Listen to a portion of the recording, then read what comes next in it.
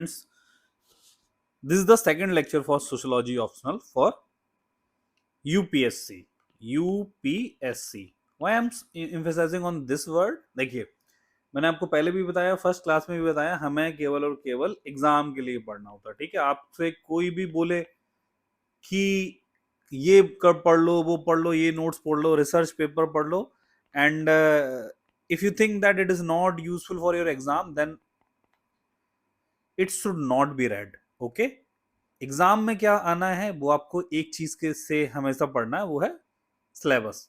ठीक है, हम सिलेबस के हिसाब से चल रहे थे. सोशियोलॉजी पेपर 1 में हमने अभी पहला यूनिट पढ़ा और उसका फर्स्ट टॉपिक पढ़ा.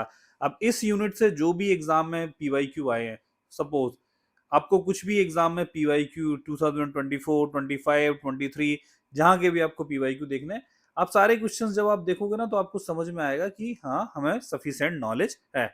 वही चीजें हैं कि कैसे.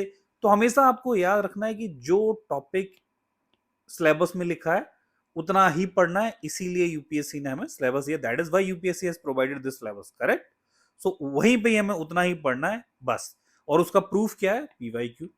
पीवाईक्यू से देख लो. अगर आपको पूरे क्वेश्चंस हो जा रहे हैं फिर क्यों अननेसेसरी सोशियोलॉजिस्ट बनना है, राइट? क्योंकि आप अपने जीएस वगैरह पे ध्यान दो. Now moving next, continuing the topic, we have read till now like how sociology emerged as a predictive science, as a social science, है ना? कैसे इमर्ज हुई है उसके बारे में मैं आपको रिकैप करा देता हूं. पिछले एपिसोड में हमने देखा है कि क्या क्या हुआ था. फिर से एक बार रिकैप करा देते हैं जल्दी से, फिर हम टॉपिक पे आगे बढ़ते हैं. हमें पता था कि मॉडर्निटी आई है. ठीक है, क्यों आई थी? क्योंकि industrial revolution, French revolution type का हुआ, कैओस की सिचुएशन आ गई. लोग सोचने लगे अब हम क्या करें. कि जो पुराने लोग थे उन्होंने सोचा कि कंजर्वेटिव आइडियाज से रिफॉर्म लाओ तो पुरानी चीजें आ जाएं. स्टेटस क्वो टाइप का सोचते थे. रेडिकल लोग सोचते थे कि नहीं नहीं नहीं, जो जहां से मार्क्सिज्म के लोग थे वो लोग सोचते थे नहीं, इसको दोबारा से सही करने के लिए हमें रिवॉल्यूशन चाहिए. तो ये सब कहानी चल रही थी. अब अल्टीमेटली करें तो करें क्या, जाएं तो जाएं क्या, वाली सिचुएशन थी, है ना? तो मॉडर्निटी को एक्चुअली अपोज किया जा रहा था.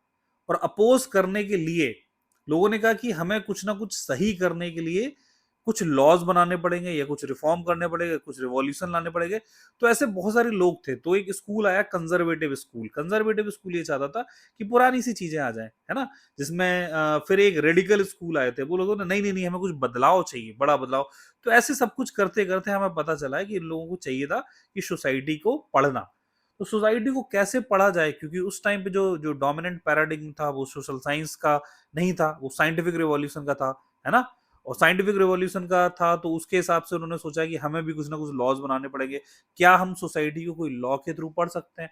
तो इसी लॉ को पढ़ने के लिए हमारी फिर अप्रोचेस आई, है ना? कि हम लॉ बना सकते हैं. तो लॉ बनाने के साथ साथ सोसाइटी को पढ़ने के लिए कि सोसाइटी में अगर हम ये चीज कर दें तो ऐसा हो जाएगा, तो ये कोई ना कोई लॉ बन सकता है. तो सोसाइटी की चीजों को भी हम फैक्ट्स की तरह से ले सकते हैं. सोसाइटी के जो इंसिडेंट्स हो रहे हैं, जो भी हो रहे हैं उसमें हैपनिंग हो रहे हैं, उनको हम सोच सकते हैं कि अगर ऐसा ऐसा होता है तो ऐसा ऐसा हो जाएगा. अगर कोई घर से दूर रहता है तो सुसाइड कर लेगा वो. अगर घर के साथ रहता है तो कम सुसाइड के चांसेस हैं. तो ये इनवर्स प्रोपोर्शनलिटी, प्रोपोर्शनलिटी ऐसे सब लाने लगे. तो लॉज डेवलप, तो यही लॉज डेवलप करने को एक बोला गया कि एक आइडियोलॉजी निकल के आई जिसको पॉजिटिविस्ट अप्रोच बोला गया. ठीक है, तो पॉजिटिविज्म सोशियोलॉजी में आई क्योंकि सोसाइटी को पढ़ने का एक तरीका है जिसको पॉजिटिविज्म बोला गया. ठीक है, समझ में आ गया? तो सोशियोलॉजी आया कैसे? कि जो मॉडर्निटी से नेगेटिव चीजें आई थी उनका सोल्यूशन पाने के लिए उसकी पढ़ाई करनी है, तो उस पढ़ाई को बोला गया सोशियोलॉजी. अब सोशियोलॉजी जो आई थी, सोसाइटी की पढ़ाई कैसे करनी है ना? तो हमें कुछ ना कुछ ऐसी चीज पढ़नी है कि सोसाइटी को, जिसको हम ऑब्जर्व करके बता सकें कि अब सोसाइटी में होने वाला क्या है. जैसे कि साइंस में हम देख के बता सकते हैं कि अगर ऐसा ऐसा हो रहा तो हमें लॉ के अकॉर्डिंग हम बता सकते हैं, कॉजलिटी लाके, मतलब कि कोई कॉज लाके, कॉज इफेक्ट लाके. तो अगर वही चीज अगर हम सोसाइटी में कर रहे हैं ना, तो हम सोशल लॉज डेवलप कर रहे हैं. तो उस चीज को क्या बोला गया? पॉजिटिविज्म बोला गया. ठीक है, तो पॉजिटिविज्म एक फिलॉसफी है जिससे हम सोसाइटी के लिए लॉ डेवलप कर सकते हैं, और सोसाइटी को हम ऐसे पढ़ते हैं कि जो कि एक प्रिडिक्टिव साइंस हो जाए. तो इसी से ही हमारी सोशियोलॉजी बन के आई. तो सोशियोलॉजी का इमरजेंस कैसे आया, ये देखो. इमरजेंस इन यूरोप कैसे आया? कि सोशल चेंजेस हुए थे. सोशल चेंजेस क्या? French revolution, industrial revolution, renaissance, enlightenment, है ना? और वो क्यों हुए थे? क्योंकि वो मॉडर्निटी उनसे आई थी.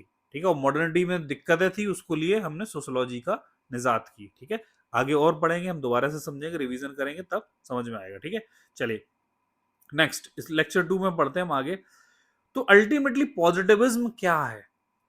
पॉजिटिविज्म की बात आई, हम जो सोच रहे थे पॉजिटिविज्म है क्या? पॉजिटिविज्म है, जब भी आपको पॉजिटिविज्म लिख जाए, पॉजिटिविस्ट अप्रोच, तो बस इसको हमेशा याद रखो, positivism equals to laws development for society. ठीक है, बस लॉज डेवलपमेंट फॉर सोसाइटी, इतना याद रखो।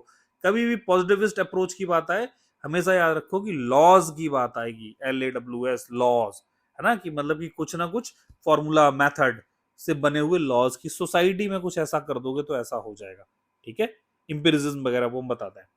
तो पॉजिटिविज्म क्या है? एक अप्रोच है, एन अप्रोच होगा, है ना, an approach to develop laws for the sociology as predictive science. ठीक है, कि सोशियोलॉजी है, मतलब कि सोसाइटी की पढ़ाई है ना, लॉजी मीन्स लॉगस मीन्स पढ़ाई, सोशियो मीन्स सोसाइटी, कि जो सोशियोलॉजी है वो एक प्रेडिक्टिव साइंस है, किसकी? सोसाइटी को पढ़ने के लिए, है ना। कहने का मतलब ये है कि प्रेडिक्टिव साइंस का मतलब ये होता है कि आपने कुछ ऐसा ऐसा पाया, तो आप प्रिडिक्ट कर सकते हो कि फ्यूचर में होने वाला क्या है। तो ये क्या है? एक प्रेडिक्टिव साइंस है ना। तो अगर ये सोसाइटी पे अगर हम ऐसा लगा दें, तो वो सोशियोलॉजी बन गई। सोशियोलॉजी क्या है? एक प्रेडिक्टिव साइंस है। तो उस प्रेडिक्टिव साइंस को डिफाइन कर ली कि जो अप्रोच है ना, जब लॉज डेवलप करने की अप्रोच है, उसको पॉजिटिविज्म बोला गया। ठीक है, वो थिंकर्स ने बोला, बस इतना समझ लो। ठीक है, तो जो पॉजिटिविज्म की फिलॉसफी है, ये अल्टीमेटली सोसाइटी के लिए लॉज बनाएगी, वही सोशियोलॉजी है। ठीक है, तो सोशियोलॉजी ऐसे बनी थी। तो हम सोसाइटी को पढ़ने के लिए, जो बाद में थिंकर आए, उन्होंने जो एक फिलॉसफी निकाली, उसको पॉजिटिविज्म की फिलॉसफी बोला गया, ये नाम है। अब सर पॉजिटिविज्म क्यों बोला गया, नेगेटिविज्म क्यों बोला? तो फिर इसका कोई उपाय नहीं है, ऐसा आपको ओवर थिंकिंग नहीं करना है। ठीक है, फिर आप मोक्ष प्राप्त करना चाह रहे हो सोसाइटी में, ऐसा नहीं करना है। ठीक है, चलो। तो वो पॉजिटिविज्म की जब फिलॉसफी आई, तो उस टाइम पे क्या हुआ कि इस पॉजिटिविज्म फिलॉसफी से कुछ लोग निकल के आए, है ना। तो बहुत सारे दुनिया में सोशियोलॉजी सोशियोलॉजी चल रहा था। तो फ्रेंच साइड, तो फ्रेंच रिवॉल्यूशन हुआ था, है ना। तो उसके बहुत साइड इफेक्ट्स भी, रिपल इफेक्ट्स और सब कुछ आए थे यहाँ वहाँ, है ना। अब वहां पे क्या होता था, एक अगस्ट कॉम्टे साहब थे। ये सब मैं आपको रूपरेखा हमेशा इसलिए बताता हूँ, आपको ओवरव्यू मिल जाए, लिखा हुआ भी नीचे है। ठीक है, नोट्स ज्यादा इसके नहीं बनाने, है ना। ये मैं रफली बनाता हूँ, अगर आपको ऐसे बनाना हुआ तो आप बना सकते हो, वरना ये सब आपके नोट्स में है। ठीक, सो अगस्त कामटे थे। और यहाँ पे दूसरे जो एक ये अगस्त कामटे थे, ये मैंने आपको पहले भी बताया, ये कौन थे? कंजर्वेटिव स्कूल के थे, कंजर्वेटिव स्कूल के थे। ठीक है, याद रखना, कंजर्वेटिव स्कूल, कि भाई हमें कुछ रिफॉर्म लाना है। उसी के लिए तो, रिफॉर्म लाने के लिए तो हम लॉज बनाना चाह रहे हैं ना, कुछ सोसाइटी को पढ़ने। जब हम सोसाइटी को पढ़ेंगे, तब हम उसके लॉज बनाएंगे। तो सोसाइटी को पढ़ना कैसे है? ठीक है, तो वो कंजर्वेटिव की फिलोसफी आई, है ना। फिर उसी से ही बाद में आगे बढ़ते बढ़ते पॉजिटिविज्म एक मेन फिलोसफी निकल के आई। उसमें क्या बोला गया कि अल्टीमेटली पॉजिटिव मतलब लॉज बनाना। ठीक है, इतना सोचो बस।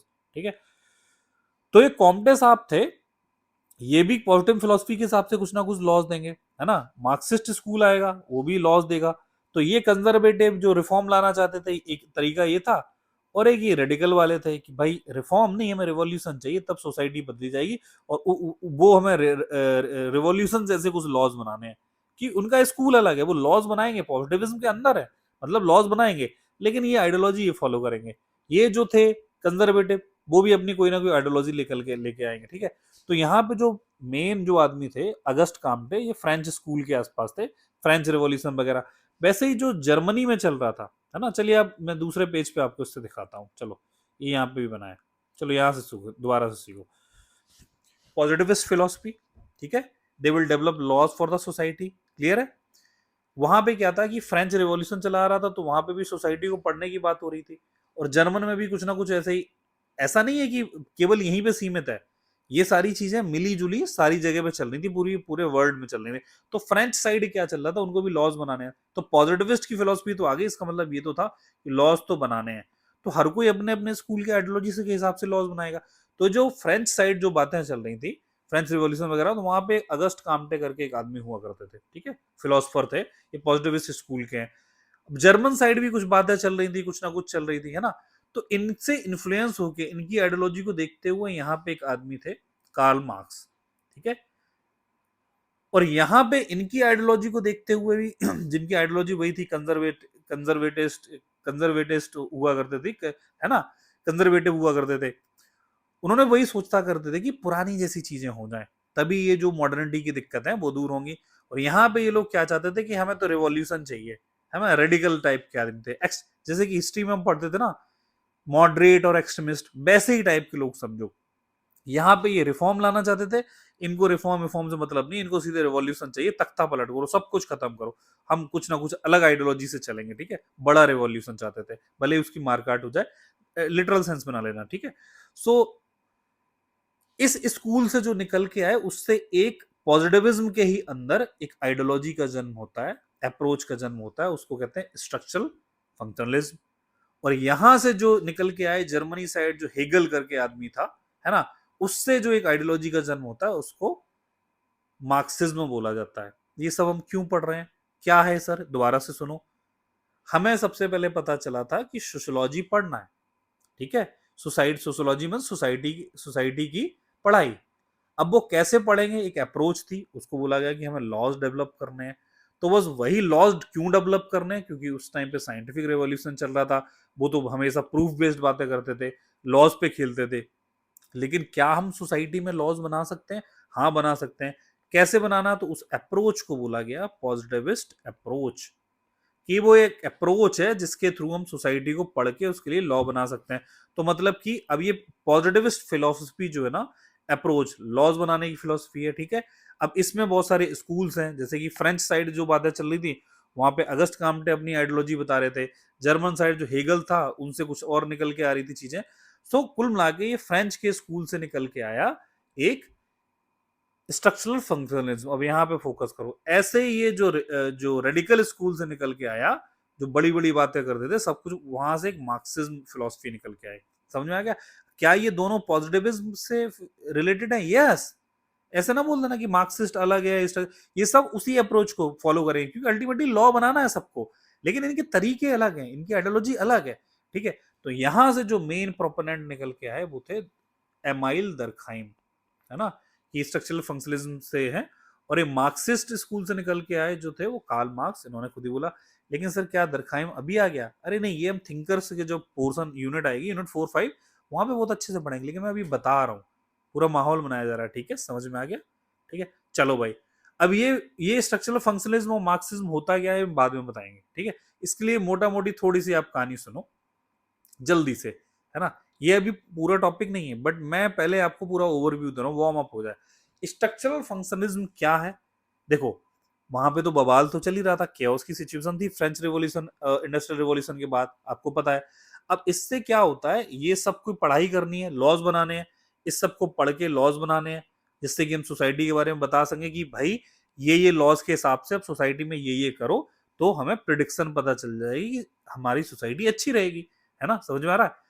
तो ये स्ट्रक्चरल फंक्शनलिज्म जो था वो क्या कहता था एक्चुअली उस टाइम पे, पॉजिटिविस्ट है याद रखना, मार्क्सिज्म ही पॉजिटिविज्म के अंदर है, ठीक है।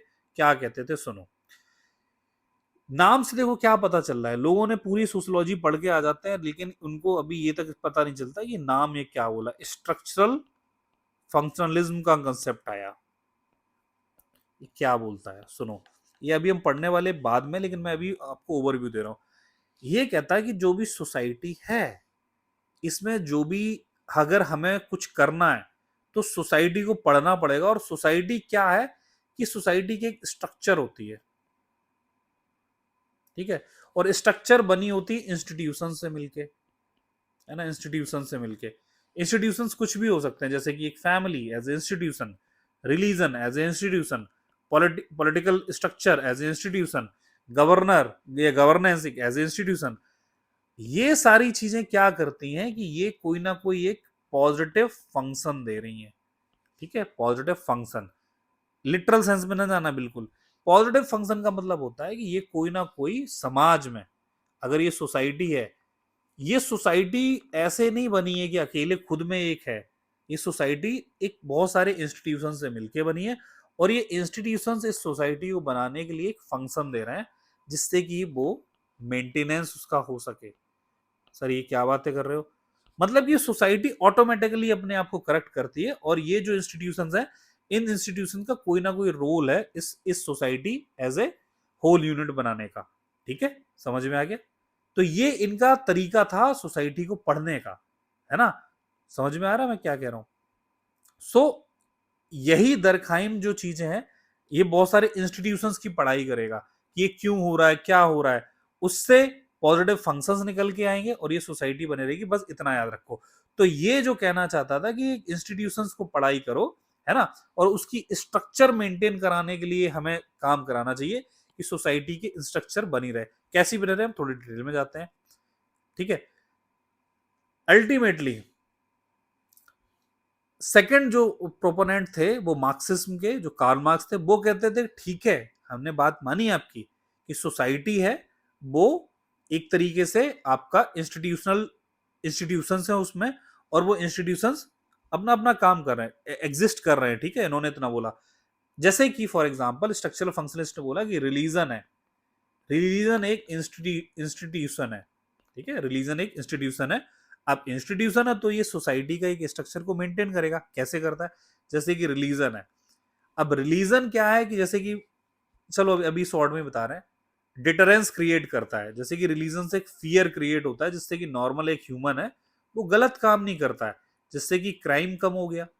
जैसे कि किसी ने बोला कि भगवान होते हैं, अगर आप ऐसा करोगे तो भगवान आपको पनिश करेगा। Okay, so God will be punishing you. So this is how religion is contributing for the maintenance of the society. Correct?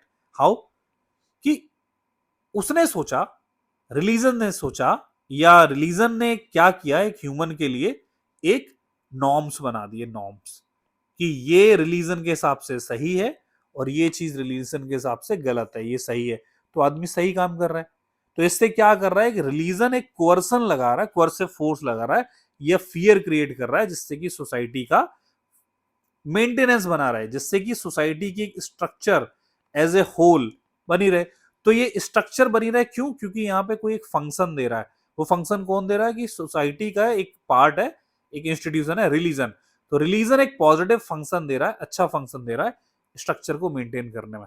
तो हमें बेटर है कि ऐसी स्ट्रक्चर की पढ़ाई करो, सोशल फैक्ट्स की पढ़ाई करो, बहुत कुछ चीजों की पढ़ाई करो, उनमें बदलाव लाओ।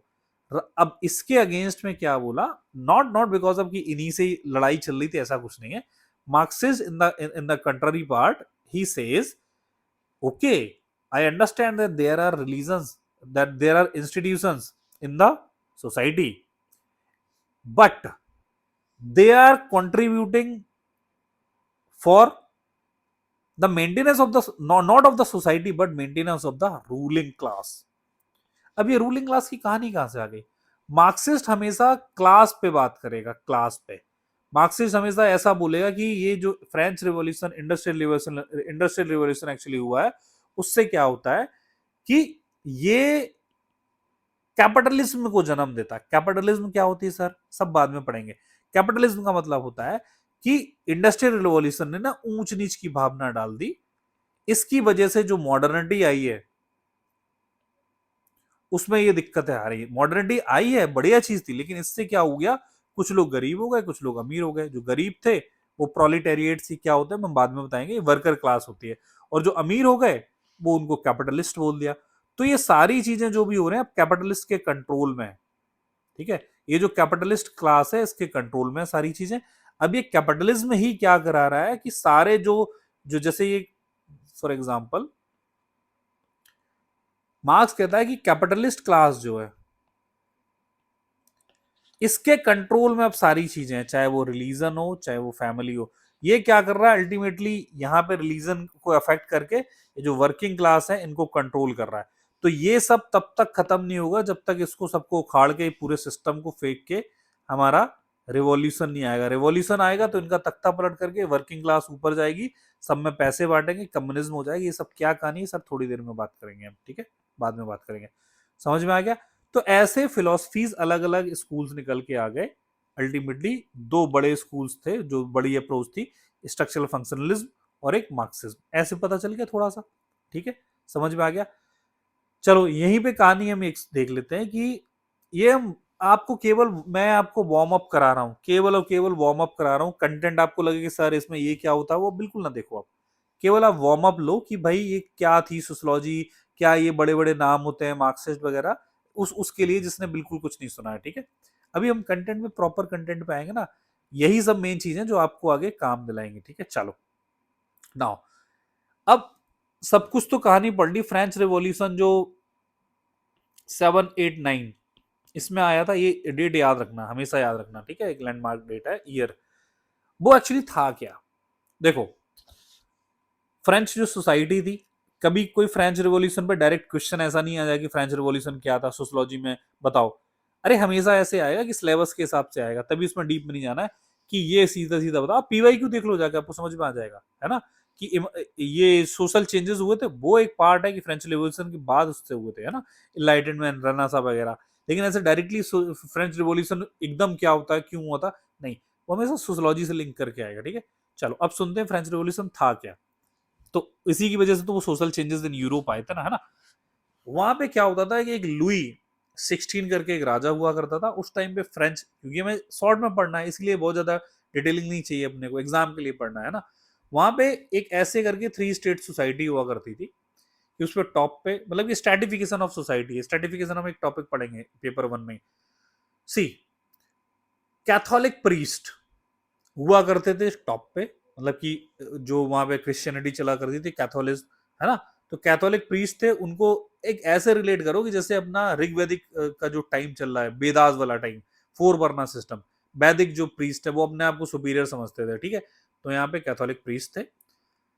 उसके नीचे क्या, अरिस्टोक्रेट क्लास हुआ करते थे। अरिस्टोक्रेसी मींस वेल्दी पीपल हुआ करते थे, जिनके पास बहुत कुछ पैसा था, जैसे कि आजकल के अंबानी मान लो यहाँ पे इंडिया में, है ना। जिनके पास बहुत ज्यादा लाइक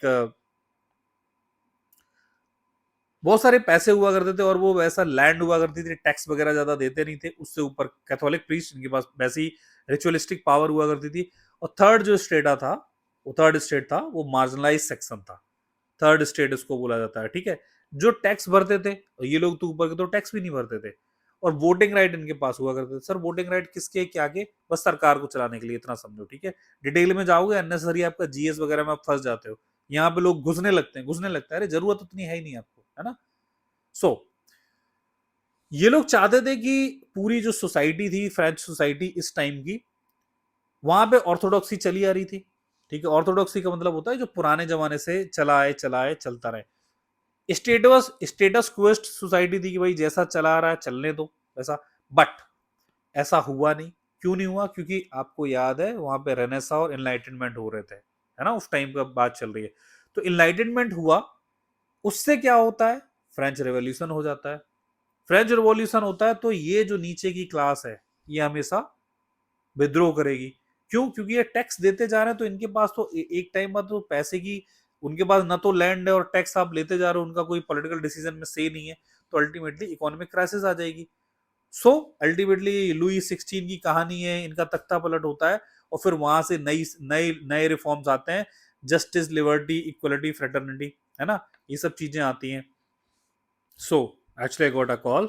हाँ, सेइंग, वहां पे इकोनॉमिक क्राइसिस आ गई। लुई 16 करके जो किंग था, इनका तख्ता पलट कर दिया गया। बहुत सारी इवेंट्स हुई, किसको मारा गया, क्या मारा गया, आपको डिबेट में नहीं पड़ रहा है, किस चाकू से मारा गया था, लोग इसमें पढ़ते रहते हैं, आपको नहीं जानना है, ठीक है। नहीं जानना है मतलब नहीं जानना है। अगर आप जानोगे अननेसेसरी, आप क्या होगा, बहुत सारी चीजों को सर में भर लोगे, और एग्जाम में ऐसे बहुत सारे टॉपिक्स हैं जिसमें आपको उतनी जरूरत नहीं है, ठीक है। अभी आपको लेटर ऑन पता चलेगा, ठीक है। सो अब वहां से क्या होता है कि जो आइडियाज आए, वहां पे रिफॉर्म्स हुए, है ना। तो लिबर्टी, इक्वल, ये जस्टिस यहां से हटा दो, ठीक है। एक्चुअली वो पॉलिटी का याद रहता है ना, तो लिबर्टी, इक्वलिटी, फ्रेटर्निटी, ठीक है। ये 3 चीजों के यहाँ से आइडियाज आए। Ultimately our in our Indian political system, Indian constitution, these things, है ना, these concepts have been borrowed from the French revolution और फ्रेंच कॉन्स्टिट्यूशन, ठीक है। अब यहाँ पे ये लिबर्टी, इक्वलिटी, फ्रेटर्निटी की कहानी आती है, आपको GS1 में पढ़ाया गया होगा, मैडम ने पढ़ाया है GS1 में, वर्ड स्ट्रीम है, ठीक है। तो उसका ये टॉपिक है, इसमें ज्यादा नहीं हुआ।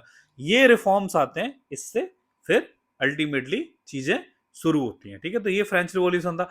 तो इससे जो ये जो आइडियाज नए आ रहे हैं, तो इससे इनलाइटनमेंट के पीरियड और वो सारी चीजें, रेनेसा वगैरह सब चल रहा था, तो वो सब चीजें आई थी। तब वहां से फिर वो साइंटिफिक रिवॉल्यूशन और फिर रेनेसा, इनलाइटनमेंट, आया, इनलाइटनमेंट के बाद थिंकर्स आए, थिंकर्स से फिर वो सोशियोलॉजी कैसे डेवलप हुई। तो ये एक्चुअली एक बड़ा एक चेंज था फ्रेंच रेवोल्यूशन। और पैरेलल में थोड़े दिनों बाद और थोड़े दिनों पहले ये सब पूरा एक इंडस्ट्रियल रेवोल्यूशन का पूरा एक टाइम भी चल रहा था, ठीक है। तो ये जो मेजर चेंजेस थी ये अल्टीमेटली क्या लेड करती हैं, सोशल चेंजेस इन यूरोप, जिससे कि मॉडर्निटी आती है, मॉडर्निटी और सोशल चेंजेस यूरोप। मॉडर्निटी से रिलेटेड फिर हमारा इमरजेंस ऑफ सोशियोलॉजी होता है। कैसे होता है अब हमने आपको बता दिया, ठीक है। अब कंटेंट पे आए पूरे, ठीक है। चलो नाउ फाउंडेशनल थिंकर्स कौन कौन थे अब मैंने आपको बता दिया है। जब वहां पे सोशियोलॉजी बन के आई तो सबसे पहले थिंकर्स कौन से निकल के आए वो हम बात करते हैं। हमने पहले इससे पूरी कहानी कहां तक पढ़ ली है, जो मेन कंटेंट था उसमें हमने ये पूरी कहानी पढ़ ली है, emergence of sociology as a discipline, ठीक है। कैसे निकल के आई थी कि सोशियोलॉजी इमर्ज, ये शायद मैंने आपको पढ़ा दिया है, नहीं पढ़ाया तो दोबारा से देख लेते हैं, ठीक है। यहां तक मैंने पढ़ा दी। चलो अब इमरजेंस ऑफ सोशियोलॉजी ऐसे डिसिप्लिन आपको बहुत अच्छे से समझ में आ गया होगा कि कैसे सोशल, पॉलिटिकल और इकोनॉमिकल जो जो मॉडर्निटी से रिस्पॉन्स आया इसके, मॉडर्निटी के अगेंस्ट, है ना। तो बहुत सारी चीजें ये पढ़ते हैं कि sociology arose to systematically study arose to systematically study society using observation, empirical methods and theoretical framework। ये क्यों बोला मैंने, क्योंकि यहाँ पे ऑब्जर्वेशन का मतलब है कि साइंस की तरह ऑब्जर्व करो और लॉज बनाओ। एम्पिरिकल मेथड्स मींस जिसके ऐसे हवा हवा में बात नहीं करनी, प्रूफ देने पड़ेंगे आपको, कि जैसे साइंस में प्रूफ दिया जाता था तो वैसे ही हमें प्रूफ देना पड़ेगा, कैसे लॉज बना के दिखाना पड़ेगा, ठीक है। तो ये सब चीजें मैंने आपको बता दी है। मोरल क्राइसिस हुआ था, सोशल डिसइंटीग्रेशन मतलब कि कैओस की सिचुएशन आती थी, दरखाइम आया, ये अगस्त कामते ने ये सब चीजें बताए, है ना। तो मेन मेन जो चीजें थी वो सब मैं आपको बता चुका हूँ कि ट्रेडिशनल जो सोसाइटी थी, पुरानी सोसाइटी थी, वो डिस्ट्रप्शन हो चुका था, है ना। और अर्बनाइजेशन आ गया था, जिससे कि लोग चाहते थे कि नया फ्रेमवर्क आए, तो अर्बनाइजेशन आ गया, है ना। अब अर्बनाइजेशन के साथ बहुत सारी दिक्कतें पैदा हुई कि जैसे कि फैमिली टूट गई, सब कुछ बेकार हो गया, तो लोग पढ़ना चाहते थे कि ये क्यों हो रहा है, इसीलिए फिर अपना सोशियोलॉजी निकल गया। नाउ लेट अस स्टडी कि इमरजेंस ऑफ सोशियोलॉजी अल्टीमेटली हो गई थी, हमें समझ में आ गया। अब उस टाइम पे इमरजेंस ऑफ सोशियोलॉजी जब हुई तो फाउंडेशनल थिंकर्स कौन कौन से थे। सबसे पहले जो फ्रेंच रेवोल्यूशन चला आ रहा था ना 789 से, उसके थोड़े दिनों बाद जब ऑब्जर्व करना शुरू किया तो अगस्त काम्टे जो फ्रेंच के जो फिलोसफर थे उनको फादर ऑफ सोशियोलॉजी बोला गया, ठीक है। इन्होंने एडवोकेट किया कि वो पॉजिटिविस्ट अप्रोच, जिससे कि हम सोसाइटी को, सोशियोलॉजी को हम एक प्रिडिक्टिव साइंस बोल सकते हैं। और सोशियोलॉजी क्या है, सोसाइटी को पढ़ने का तरीका, ठीक है। तो इन्होंने निजात की, इन्होंने he developed that positivist approach, जहां पे हम सोशल लॉज, जैसे मैं जो कीवर्ड्स बोल रहा हूं उसको ध्यान रखना, सोशल लॉज बना सकते हैं, जैसे कि फिजिक्स और नेचुरल लॉज होते हैं फिजिक्स में, है ना। एक तो ये थे। अब यहीं से इंस्पायर होके एक दूसरे निकल के आएंगे, ये एमाइल दरखाइम। ये देखो इनके बाद के हैं, जब ये जा रहे हैं 1857 तब इनका जन्म हो रहा है, एक भाई भाई नहीं है। इन्होंने भी उसी चीज को फॉलो किया था, ठीक है। तो याद रखना ये पॉजिटिव अप्रोच किए हैं, ये भी हैं, ये भी हैं, बाकी के सब लोग पॉजिटिव अप्रोच किए हैं, ठीक। क्यों, क्योंकि इन्होंने लॉज बनाए, लेकिन इनके तरीके, जो इनकी फिलॉसफी थी वो अलग थी। जैसे कि एमाइल दरखाइम स्ट्रक्चरल फंक्शनलिस्ट फॉलो करेंगे, क्लियर है, और ये कार्ल मार्क्स मार्क्सिस्ट को फॉलो करें। सेकंड आते हैं कार्ल मार्क्स, फाउंडेशनल थिंकर। इनकी जो थ्योरी है उसको कन्फ्लिक्ट थ्योरी भी बोला जाता है। क्यों बोला जाता है, क्योंकि ये हमेशा क्लास कन्फ्लिक्ट बताएंगे, कि ऊंच नीच भेदभाव जो भी थी, कि भाई किसी ने किसी को लूट लिया इसीलिए बवाल हो रहा है ना। So he argued that material conditions and class struggle shape society. ये हमेशा मेटरलिज्म पे बात करेंगे, ये नहीं बोलेंगे कि भाई किसी ने डाइवोर्स क्यों हो रहा है। ये जैसे कि फॉर एग्जांपल मतलब कि कोई कोई क्राइम क्यों हो रहा है, अगर ये बोला जाएगा क्राइम इसलिए नहीं हो रहा है कि भाई किसी को टेंशन में है, वो दुख हो रहा है, उसके पास कुछ कुछ दिक्कतें हैं तो इसीलिए वो चोरी करने जा रहा है। नो, एक्चुअली ये गरीब है और ये अमीर है, इसने, ये रिच है और ये पुअर है, इसने इसको लूटा है तो उसके बदले में ये क्राइम कर रहा है। हमेशा एक क्लास, क्लास मीन्स एक इकोनॉमिक टर्म, हमेशा ऐसे ही रिलेट करेगा, ठीक है। जबकि जबकि दिस मैन दरखाइम, दरखाइम बोलेगा कि अभी बाद में बात करते हैं डिटेल में, फिर हमारे थिंकर्स आने लगता है, ठीक है। तो ये फाउंडेशनल थिंकर्स कौन थे? समझ में आ गया, Karl Marx, Durkheim, Max Weber. ठीक है, मैक्स वेबर ने अपनी अप्रोच लाई। इन्होंने क्या करा कि अल्टीमेटली ये लोग क्या करना चाह रहे हैं, ये लोग कुछ ना कुछ पढ़ाई करेंगे कि सोशियोलॉजी में हम क्या चीजों को पढ़ें, है ना। अगस्त काम्टे ने बता दिया था कि भाई पॉजिटिविस्ट की अप्रोच होती है, उससे हम प्रिडिक्टिव साइंस की तरह सोशियोलॉजी को पढ़ेंगे। ठीक है, सोशियोलॉजी सोसाइटी को पढ़ेगी, तो मतलब हम सोशियोलॉजी को एक as a discipline predictive science मानेंगे। ठीक है, लॉज डेवलप करने हैं, है ना, वो भी उसके बारे में बताते हैं। कार्ल मार्क्स ने बोला कन्फ्लिक्ट थ्योरी हम देखेंगे, भाई सोशियोलॉजी में हमें केवल ये पढ़ाई करनी चाहिए कि सोसाइटी की पढ़ाई करनी है, सोसाइटी को शेप कैसे करते हैं क्लास स्ट्रगल की तरह। दरखाइम ने क्या किया, दरखाइम का एक कंसेप्ट आएगा बाद में, सोशल फैक्ट। ठीक है, उन्होंने उसका कंसेप्ट डेवलप किया। उन्होंने सोशल इंटीग्रेशन की बात करी कि सोशल इंटीग्रेशन का मतलब होता है सोसाइटी में जो कोहेजन होता है, सोशल कोहेजन, वो कैसे होता है और सोसाइटी रेगुलेट कैसे होती है। उन्होंने एक पढ़ाई और करेंगे, वो बोलेंगे सुसाइड पे, उन्होंने क्योंकि उनके एक फ्रेंड ने सुसाइड कर लिया था, वो लंबी कहानी है ना। तो ये सब चीजें ये एमाइल दरखाइम पढ़ेंगे ना। मैक्स वेबर आएगा। मैक्स वेबर क्या करेगा, उनकी एक वर्स्टाइन अप्रोच है। वर्स्टाइन का मतलब ये सोचो कि जो हम एथिक्स में एम्पैथी पढ़ते हैं, लिटरल सेंस में अभी न जाओ, एम्पैथी वही कि मतलब कि दूसरे के जूतों में पैर डाल के देखो कि वो क्या सोच रहा है, उस हिसाब से उसके रिएक्शंस कैसे रहते हैं इंसान के, ठीक है, उसको इंटरप्रेट करो। तो वो सोशियोलॉजी की पढ़ाई होना चाहिए। Ultimately sociology is all about studying this social action. तो ये सोशल एक्शन भी एक कंसेप्ट है, ये कीवर्ड नहीं लिखा है यहाँ पे, ये इनके हमें आगे पढ़ना है, इनका एक कंसेप्ट है। ठीक है, सो ही एनालाइज्ड रेशनलाइजेशन, ये कंसेप्ट, ब्यूरोक्रेसी और ये प्रोटेस्टेंट एथिक्स, इसकी पढ़ाई, ये सब होते क्या हम बाद में करेंगे। तो ये फाउंडेशनल थिंकर्स हैं। ठीक है, अल्टीमेटली जब भी सोशियोलॉजी को एज ए डिसिप्लिन बताना है तो हमें ये अगस्त काम्टे को जरूर कोट करना है, अगस्त काम्टे। ठीक है, अब इनके बारे में थोड़ा हम देख लेते हैं कि क्या ये पॉजिटिविज्म इन्होंने बनाया। तो पॉजिटिविज्म में हम लॉज बनाते हैं। ठीक है, तो अगस्त काम्टे कौन थे, एक कंजर्वेटिव थे, एक पॉजिटिविस्ट थे, फिलोसोफर। कंजर्वेटिव्स क्यों बोल रहे हैं, अब आप हमें बताओ कंजर्वेटिव क्यों बोलते हैं। कोई हमें कमेंट करेगा, अगर ये अगेन ये यूट्यूब पे वीडियो होता है क्योंकि सैंपल लेक्चर्स कुछ ना कुछ जाएंगे, तो आप हमें बताओ कि कंजर्वेटिव क्यों थे वो। ठीक है, अगर आप आंसर कर सकते हो, पॉजिटिविस्ट तो थे ही, है ना, क्योंकि ये लॉज बनाएंगे। ठीक, और ये किस टाइम की बात कर रहे हैं कि ये भी इनलाइटनमेंट फ्रेंच रिवॉल्यूशन के आसपास जब कहानी चल रही थी तब ये थे ये लोग, है ना। चलो, अब इन्होंने लॉज तो बनाएंगे कॉम्टे, तो कॉम्टे ने क्या भाई लॉ बनाया बताओ, सोसाइटी के लिए लॉ बनाओगे। तो इन्होंने बोला कि सोसाइटी के लिए लॉ बनाया, तो इन्होंने पहला बनाया लॉ ऑफ स्टेजेस। ठीक, ये मैं क्यों बता रहा हूं, जरा कुछ कहा नहीं है, बट मतलब कि एक्स्ट्रा चीजें थोड़ा समझते चलो। इन्होंने लॉज ऑफ स्टेजेस बनाए सोसाइटी के लिए। बोले कि जैसे ह्यूमन होता है, ह्यूमन भी एक स्टेज से दूसरे, जैसे कि वो चाइल्ड होता है, फिर एडल्ट होता है, फिर ओल्ड एज में आ जाता है, तो सोसाइटी भी मूव करती है लाइक ह्यूमन। कैसे, जैसे कि 1300 तक की, क्योंकि इनका टाइम है कि लाइक 1798 1800 के आसपास है। तो ये पुरानी चीजें जो देख रहे थे कि मिडिल एज जो थी तब, डार्क एजेस थी, या मिडावेल एज से जब हम मॉडर्निटी की तरफ जा रहे हैं तब क्या क्या हो रहा था। तो उन्होंने बोला कि जैसे 1300 तक की बात है, तब जो सोसाइटी गवर्न होती थी वो पुरानी सोसाइटी थी, ट्रेडिशनल सोसाइटी थी। मतलब कि वहां पे किसी भी चीज की आपको एक्सप्लेनेशन देनी है, वो थियोसॉफिकल मैनर में दोगे। थियोसॉफिकल का मतलब होता है रिलीजन, मैंने आपको बताया था थियो, कभी भी आपको कीवर्ड मिल रहा है थियो, थियो का मीन्स होता है रिलीजन। तो ये कहना चाह रहे थे कि 1300 तक जब भी जो भी सोसाइटी थी वो सब रिलीजन से गवर्न होती थी, कि जो रिलीजन बोलेगा, याद करो वैदिक सिस्टम अपना, है ना, वो वैदिक सिस्टम से ही रिलेट करके देखो कि उस वहां पे भी हर जगह रिलीजन तो रहा है।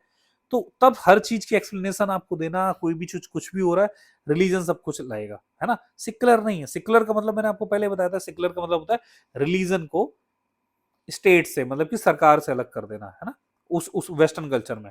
नाउ उसके बाद क्या होता है, जब ये फ्रेंच रिवॉल्यूशन और ये सब इनलाइटनमेंट का पीरियड, रेनेसा वगैरह चल रहा था, तो मेटा तो मेटा फिजिकल स्टेट होती है सोसाइटी की, ये क्या था, थियोलॉजिकल। थियोलॉजिकल का मैंने थियोसॉफिकल बोला था, थियोलॉजिकल, थियोलॉजिकल याद रखना, ठीक है, थियोलॉजिकल। थियोलॉजिकल का मतलब होता है कि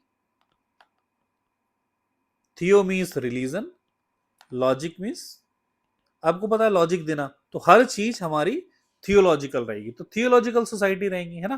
तो थियोलॉजिकल सोसाइटी का मतलब हर चीज रिलीजन से हम लॉजिक समझा देंगे उसका। अब बाद में आती है मेटाफिजिकल। मेटाफिजिकल का मतलब ये समझो कि कॉम्टे ने बोला कि इस टाइम पे 1800 के आसपास ऐसा कुछ होता है कि एब्स्ट्रैक्ट ऑर्डर में सब कुछ चीजें, एब्स्ट्रैक्ट का मतलब ये होता है ना कि कुछ भी समझ में नहीं आ रहा है, एब्स्ट्रैक्ट पेंटिंग्स आपने देखी ना, कुछ भी समझ नहीं आ रहा है ना, तो एब्स्ट्रैक्ट ऑर्डर में चल रहा है कि यहाँ पे रिफॉर्म आना चाहते हैं, ट्रांजिशन पीरियड चल रहा है कि सब लोग सोच रहे हैं कि कुछ तो कुछ हो रहा है, कुछ ना कुछ बदलाव, लेकिन फाइनल सेटल्ड स्टेज क्या है नहीं पता। तो हर चीज, हर कोई आदमी सोच रहा है कि वेट करो कि ये सब चीजें क्यों हो रही हैं, है ना।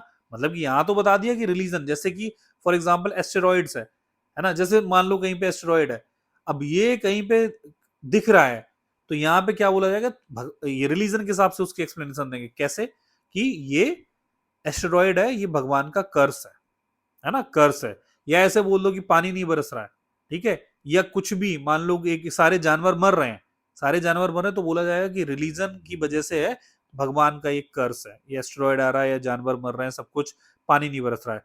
लेकिन इस टाइम पे क्या होगा, ये लोग ये कहेंगे कि हाँ, जो मेटाफिजिकल स्टेज है उस टाइम पे सोसाइटी में ऐसा सोचा जाएगा कि इतना तो तय है कि हर चीज रिलीजन से नहीं हो रही है, लेकिन किससे हो रही है ये अभी इसके लिए वेट करो, सोचने लगे लोग, है ना, रिफॉर्म की बातें करने लगे। और जब वो टाइम आ गया 1800 प्लस, तब उन्होंने सोचा कि this society is termed as scientific society. तो ये टीएमएस जो है ना, TMS, T theological, M S, तो ये तीन स्टेजेस ऑफ द सोसाइटी है, इसमें ही कोई भी सोसाइटी ग्रो करती है, अगस्त काम्टे का कहना था। ठीक है, यहाँ पे क्या होगा, यहाँ पे फैक्ट्स, फैक्ट्स के बेसिस पे बात होगी कि ये मैन सेंट्रिक हो जाएगा। मैन सेंट्रिक जैसे कि यहाँ पे ये गॉड सेंट्रिक था, रिलीजन सेंट्रिक था, है ना ये, तो यहाँ पे ये बात करने लगे, अब ये मैन सेंट्रिक बन गया कि हर आदमी, आदमी सब जो बोलेगा वो करेंगे। जैसे कि बोलने लगे कि जो पानी नहीं बरस रहा है अगर यहाँ पे, तो उन्होंने बोला कि रिलीजन की वजह से, भगवान का कर्स है। लेकिन यहाँ पे क्या समझा, उसने कहा कि पानी इसलिए नहीं बरस रहा है कि बादल नहीं बन रहे हैं, नहीं बनना है तो हम उसको एआई से रेन करा देंगे। मतलब मैं बताना चाह रहा हूँ उस टाइम पे ऐसा नहीं सोचते थे। मान लो उन्होंने सोचा कि जानवर मर रहे हैं, यहाँ पे तो एब्स्ट्रैक्ट है, पता ही नहीं चला कि सारे जानवर क्यों मर रहे हैं। यहाँ पे पता चला कि प्लेग आ गया है, और प्लेग किससे आ गया, वायरस से, या बीमारी फैल रही है उसकी वजह से, रादर देन कि भगवान नहीं चाह रहा है ऐसा। तो यहाँ पे आदमी ने अपनी जो जो रेशनलिज्म ले आए, इसलिए तो ये केवल ये क्या था, एक लॉ, अल्टीमेटली सोसाइटी को पढ़ लिया किसने, कामटे साहब ने। कामटे साहब ने पूरी पढ़ाई कर ली सोसाइटी, और उससे बोल दिया कि लॉ बना दिया। लॉ को क्या बोला गया, सोसाइटी के लॉ ऑफ स्टेजेस। क्लियर हो गया। अब ऐसे कार्ल मार्क्स भी बहुत सारे लॉज देगा, लेकिन ये हमने इसलिए अभी बताया कि क्योंकि फाउंडेशन ही अगस्त काम्टे की बोला जाता है, फादर ऑफ सोशियोलॉजी बोला जाता है। ठीक है, समझ में आ गया। ठीक है, तो ये जो भी कंसेप्ट लिखे अभी, इस पे आप भावुक नहीं होना, you don't need to worry about all these things कि क्लास स्ट्रगल, रेशनलाइजेशन, वर्स्टाइन क्या होता है, ये सब हम बाद में पढ़ाएंगे। ठीक है, सो नाउ अब थोड़ा सा हम देख लेते हैं कि जो अभी हम थोड़ी देर पहले मैं आपको बता रहा था कि जो चीजें निकल निकल के आई वो क्या होती हैं, क्योंकि लोग ये पूरा पढ़ लेंगे, उनको पता ही नहीं चलता कि स्ट्रक्चरल फंक्शनलिज्म है क्या, मार्क्सिज्म है क्या। तो थोड़े से जो जो मेजर थियोरेटिकल पर्सपेक्टिव आए थे वहां पे, है ना, थियोरिस्टिकल सोशियोलॉजी को पढ़ने के लिए जब मॉडर्निटी आई थी, उनके बारे में देखते हैं। सबसे पहले स्ट्रक्चरल फंक्शनलिज्म, ये जनरली जो निकल के आती है, एमाइल दरखाइम इनके बहुत बड़े प्रोपोनेंट माने जाते हैं, है ना। उन्होंने क्या बोला था उसको सुनते हैं। इनका कहना यह था कि जो सोसाइटी को पढ़ना है, उसको हमें सोसाइटी को एक पार्ट के तौर पे पढ़ना पड़ेगा, उनके पार्ट्स को पढ़ना पड़ेगा। वो पार्ट्स क्या है, नथिंग बट इंस्टीट्यूशंस, जो मैंने आपको थोड़ी देर पहले बताया। वो इंस्टीट्यूशंस क्या है कि वो एक दूसरे के लिए काम करते हैं, working together to maintain stability. थोड़ी देर पहले मैं मेंटेनेंस ऑफ द सोसाइटी बता रहा था, तो ये कहना चाह रहे थे कि सोसाइटी के एक स्ट्रक्चर है, और वो उसमें फंक्शंस होते हैं जो उनके पार्ट होते हैं, वो फंक्शन देते हैं, उनको हमें पढ़ाई करना चाहिए, और सोसाइटी को एज ए होल एक यूनिट पढ़ना चाहिए, जिसमें बहुत सारे फंक्शंस उनके इंस्टीट्यूशंस देते हैं। जैसे कि इंस्टीट्यूशंस कौन कौन से होते हैं, वो पुराने भी हो सकते हैं, ट्रेडिशनल इंस्टीट्यूशंस, नए भी हो सकते हैं। जैसे कि मॉडर्न इंस्टीट्यूशन, जब मॉडर्निटी आई है, जैसे कि फैमिली हो गया, स्टेट, स्टेट भी सरकार आपकी, एजुकेशन हो गया, ये क्या कर रहे हैं कि अपने अपने फंक्शंस दे रहे हैं, वाइटल फंक्शंस दे रहे हैं, जिससे कि सोशल ऑर्डर मेंटेन रहे। ये इनका कहना था। तो हमें क्या करना चाहिए कि सोसाइटी ऐसे ऐसे बनती है इंस्टीट्यूशन से, ऐसे ऐसे हमें उसकी पढ़ाई करनी चाहिए। समझ में आ गया। बाद में बहुत सारे और थिंकर आएंगे, जैसे टालकट पार्सन, ये नाम है, आपको अजीब ना लगे, ठीक है, ठीक है, ये सब लोग आएंगे, वो भी बातें करेंगे आगे, है ना। तो ये अल्टीमेटली ये बताते हैं कि this theory supports the idea that modernity जो है ना, जो मॉडर्निटी है ना वो ट्रेडिशनलिज्म से अलग है। सर ये ट्रेडिशनल और मॉडर्निटी की आप बहुत बारे में बात कर चुके, जरा इसके बारे में बता दो एकदम, जस्ट इसी टॉपिक के बारे में बता दें कि जो ट्रेडिशनल सोसाइटी थी, ये जो जो दरखाइम बोलता है कि ट्रेडिशनल सोसाइटी भी थी और मॉडर्न जो सोसाइटी है, मॉडर्निटी आई है, इसमें भी इंस्टीट्यूशंस थे अलग अलग, इसमें भी इंस्टीट्यूशंस थे। तो इसमें भी जैसे रिलीजन होगा इंस्टीट्यूशन, यहाँ पे भी रिलीजन होगा, यहाँ पे भी फैमिली एक इंस्टीट्यूशन होगा, यहाँ पे भी एक फैमिली इंस्टीट्यूशन है। तो बेटर है कि हमें ये देखना चाहिए कि ये जो मॉडर्न सोसाइटी है ये कैसे अपने आप को डेवलप कर रही है, और ये पुरानी वाली सोसाइटी थी ये कैसे अपने आप को एडजस्ट कर दी थी। फॉर एग्जाम्पल उन्होंने बोला कि एक कंसेप्ट आएगा अभी बाद में, ऑर्गेनिक सॉलिडारिटी। मैं अभी अब थिंकर आपको नहीं पढ़ा रहा हूँ, थिंकर आपको आगे पढ़ने को मिलेंगे, है ना। तो अल्टीमेटली ये ऐसी ऐसी बातें कर रहे थे कि जैसे कि मॉडर्निटी में भी जैसे कि फैमिली है, यहाँ पे इन्होंने कंपेयर किया कि जैसे कि फैमिली थी ना तो वो जॉइंट फैमिली हुआ करती थी, ठीक है, लोग साथ रहते थे, मान लो 20 लोग। लेकिन मॉडर्निटी में क्या हुआ कि कंपनीज बन गई हैं, इंडस्ट्रीज बन गई हैं, तो न्यूक्लियर फैमिली हो गई। तो ये पढ़ने लगे कि न्यूक्लियर फैमिली होने की वजह से ये समाज में दिक्कतें आ रही हैं। आपको समझ में आ रहा ना। अल्टीमेटली ये आदमी क्या कर रहा है, जो दरखाइम, ये इंस्टीट्यूशंस की पढ़ाई कर रहा है ना। इंस्टीट्यूशंस की पढ़ाई करके ये बोल रहा है कि हर इंस्टीट्यूशन सोसाइटी को एक फंक्शन की तरह अपना रोल देता है, जिससे कि सोसाइटी ऑटोमेटिकली इक्विलिब्रियम में रहती है। बस इतना अभी आप जानो, ठीक है। Marxist on the other hand क्या बोलते हैं, मार्क्सिस्ट बोलते हैं, बहुत कोर में जा रहा हूँ, बिल्कुल बेसिक्स में 3-4 बार आपको बता रहा हूँ, ये अभी आपको डीप में नहीं जाना, मैं आपको ओवरव्यू दे रहा हूँ, समझ में आ रहा ना, ठीक है। मार्क्सिस्ट क्या बोलते हैं कि देखो ये मॉडर्निटी आई है ना, ये बेकार चीज है, ये अल्टीमेटली कैपिटलिस्ट का एक्सप्लॉयटेशन है। दोबारा वही बता रहा हूँ, वर्किंग क्लास का एक्सप्लॉयटेशन बाई जो ऊपर की क्लास होती है, ठीक है, कैपिटलिस्ट क्लास। और ये हमेशा क्लास कॉन्फ्लिक्ट की बात करेंगे, ठीक है। ये क्लास कॉन्फ्लिक्ट की बात करेंगे, वो क्या होते हैं क्लास कॉन्फ्लिक्ट, ये होता है कि जो ओनर्स होते हैं उनको ये नाम आपको बुर्जुआ, आपको बहुत बुर्जुआ बोलते हैं इसको, आप बुर्जुआजी बोलो क्या बोलो, बुर्जुआ बुर्जुआ बोलते हैं ना, ठीक है। तो ये उनको उसको बोला कि जो बुर्जुआ क्लास है ना, जो ओनर्स हैं, जैसे कि कंपनी में ओनर्स हैं जिनके पास मीन्स ऑफ प्रोडक्शन है, ये सर क्या नाम बोल रहा है, मीन्स ऑफ प्रोडक्शन, रुक जाओ बाद में बताएंगे, है ना। मीन्स ऑफ प्रोडक्शन का मतलब आप समझो मशीन्स, तो जिनके पास ये जो मशीन्स है ना, वो उनको बुर्जुआ बोलते हैं। और जो वर्किंग क्लास है वो प्रोलिटेरिएट्स है, प्रोलिटेरिएट्स। तो अल्टीमेटली ये कहते हैं कि जो बुर्जुआ क्लास है that is actually exploiting this proletariat class, ठीक है। और ये जो जितने भी मॉडर्न इंस्टीट्यूशन है ये सब खराब है, ultimately they are not neutral, ये बस सर्व कर रहे हैं interest of ruling class only, बस खत्म, बोला जा रहा था, ठीक है। तो यही था कि जो ये स्ट्रक्चर है जो आप बता रहे हो स्ट्रक्चरल फंक्शनलिज्म में, तो वो सारे इंस्टीट्यूशन हैं, लेकिन ये सब इंस्टीट्यूशन कुछ नहीं है, ये बस इनइक्वालिटीज फैला रहे हैं, कैपिटलिज्म को फेवर कर रहे हैं, नथिंग एल्स। अगर आपको कुछ भी अच्छा सोसाइटी में करना है तो लॉज बनाएंगे हम, लॉज अभी मार्क्स ने बहुत कुछ बनाए थे, है ना। सो लॉज अगर आपको बनाने हैं तो लॉज इसलिए बनाओ जिससे कि ये कैपिटलिस्ट क्लास का एक्सप्लॉयटेशन रुक जाए, और उसके लिए क्या चाहिए हमें, रिवॉल्यूशन। उन्होंने अपनी बुक में कम्युनिस्ट मैनिफेस्टो में लिखा कि workers of the world unite करो और एक रिवॉल्यूशन करो, ठीक है। तो ये मोटा मोटी जो बड़ी चीजें जो चल रही थी, जो बड़े डोमिनेंट पैराडिग्म थे, जो वो क्या क्या थे, यही दो थे कि कंट्रास्टिंग व्यूज थे।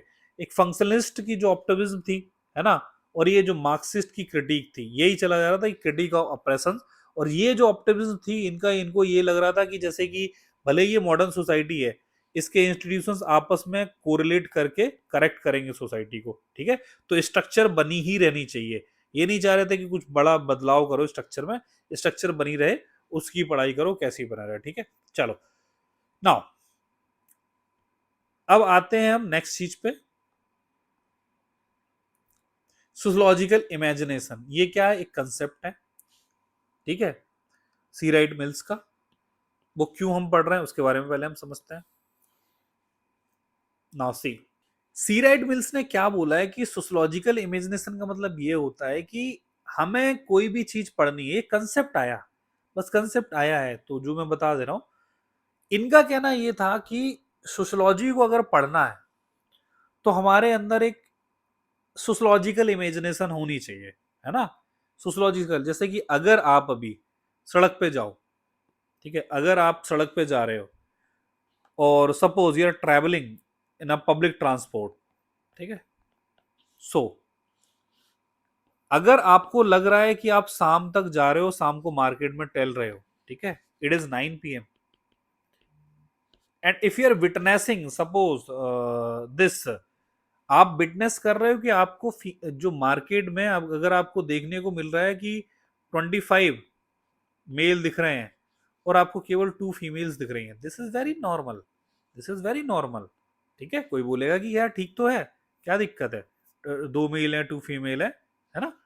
So this a friend of yours, he says this is very normal because female won't be feeling safe, है ना, कि उनको नहीं लग रहा होगा कि मार्केट में 9 PM में कुछ भी गलत हो सकता है, कि अनसेफ है। But this man will say why this is so, why, why.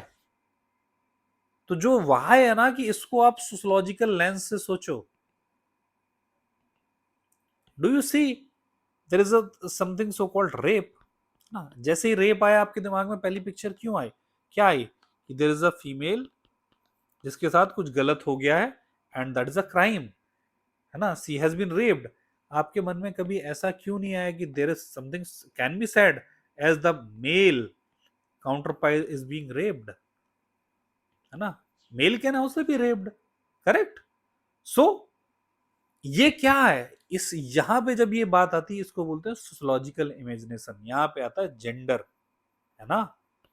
जो दुनिया कह रही है, जब इस फ्रेंड ने बोला कि भाई ये फीमेल सेफ नहीं कर रही हुई, तो उसने बोला क्यों, हो सकता है कि हमने ऐसा सोच रखा है कि फीमेल पे लिबर्टी नहीं है ना, हो सकता है कि जो जो सोसाइटी है वो पेट्रियार्कल है ना, कि मेल को ज्यादा फ्रीडम दे रखी है और इसको नॉर्मलाइज कर दिया गया है। तो ये बोलेगा कि भाई ऐसा नहीं है कि ये फीमेल अनसेफ है ना, ये इसलिए कि जो सरकार है वो भी कहीं ना कहीं ये समझ रही है फीमेल अनसेफ है, रादर देन यहाँ पे एक नया स्कूल आ जाएगा, फेमिनिस्ट, फेमिनिस्ट स्कूल आ जाएगा, फीमेल वाला स्कूल, वो बोलेगा कि देखो यही सही है, ये जो है ना कि तुम गलत हो, तुम बोल रहे हो कि फीमेल अनसेफ है, नहीं, उनके ऊपर बंदिशें लगाई गई हैं, उनको बाहर निकलने नहीं दिया जा रहा है, अनसेफ नहीं है उनको, उनकी अब सरकार ऐसी है कि जो सिक्योरिटी इतनी नहीं दे पा रही है कि भाई फीमेल अनसेफ फील कर रही है। क्यों ऐसा है ना, मेल भी तो अनसेफ हो सकते हैं ना, मेल को फीमेल से क्यों डर नहीं लग रहा है कि 4 मेल जा रहे हैं और यहाँ पे 25 फीमेल खड़ी हैं, ठीक है, तो इसको क्यों डर नहीं लग रहा है, ऐसा भी तो हो सकता है ना, क्यों नहीं हो सकता ऐसा। आप हंस रहे हुए, but this is nothing but sociological imagination. आपको समझ में आ रहा है ना, why these four man do not feel safe when there are 25 females are standing in the market.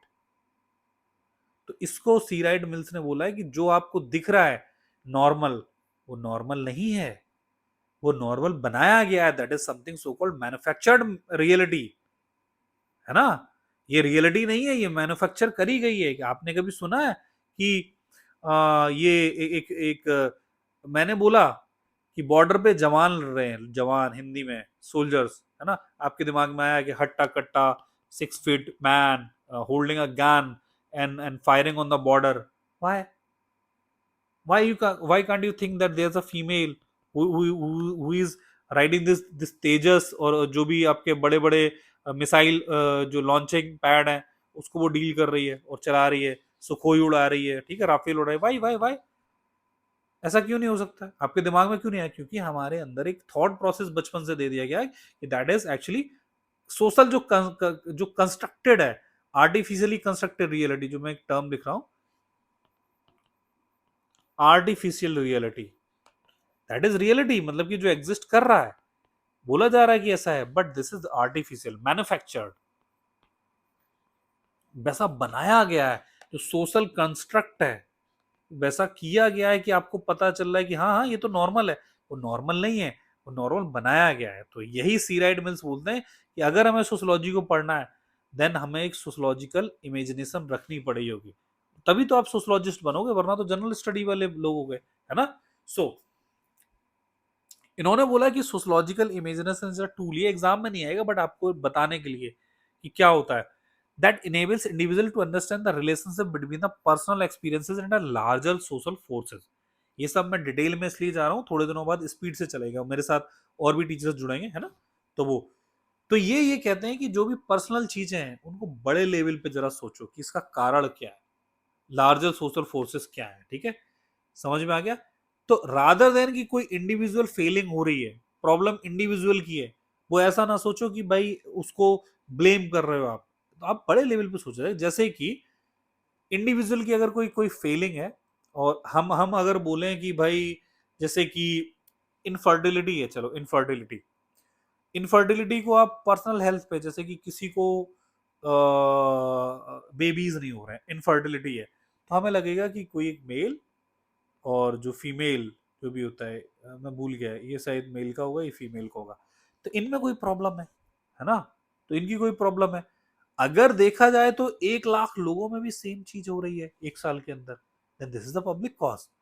तो कुछ तो दिक्कत है ना, हो सकता है सोसाइटी में कुछ दिक्कत आ रही हो, है ना।